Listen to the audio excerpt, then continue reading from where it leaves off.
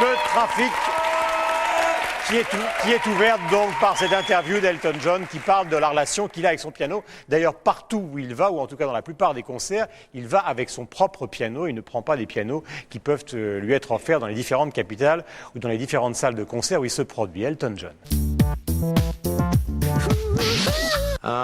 Well, I grew up in my grandmother's house, and there was a piano in the house. And my aunt played, and my father played the trumpet.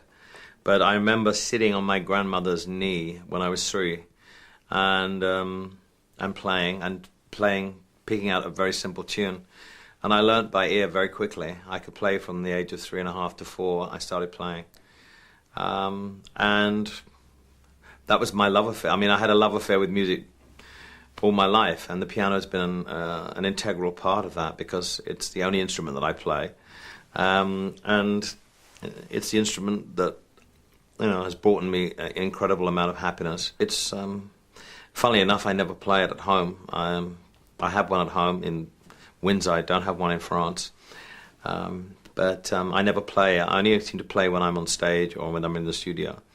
But when I leave, it's very important, I think, to not play every day because then you appreciate it more. A classical musician would probably disagree because they have to practice every day.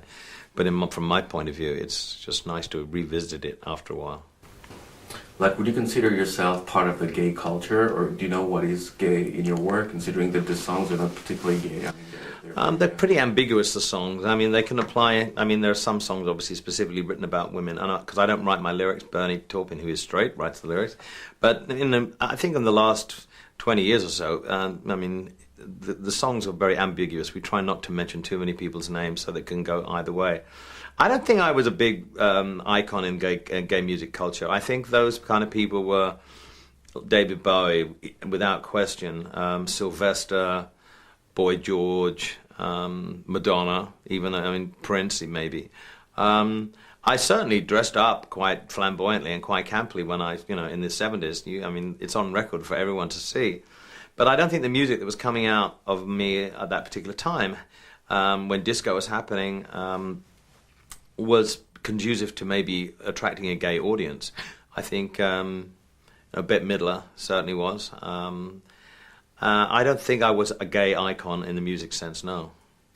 Have you heard of the new treatments for AIDS? You know that they apparently there's like new vaccine. They're just going to be being experimented on men, and they work. That now people who've had AIDS for 17 or 18 years are beginning to just die because their bodies can't stand it anymore. It's not because the medicines aren't working. It's just that the medicines are such high in toxins and poisons that their bodies, after 18 or 20 years, are giving out. So yes, there is hope for people who get HIV, but it's certainly not a live forever syndrome or an answer. And yes, there are medicines that are being developed all the time, but are they going to, they will probably only be useful for people who have who have just contracted HIV, not people who have been on HIV positive for 18 or 19 years. So it's it's hopeful, but we've seen this thing every few years, every few months, maybe even people come and say, oh, there's a new thing here, but there's nothing that's going to actually. There's no vaccine ready yet, and the vaccine won't cure people; it will just prevent.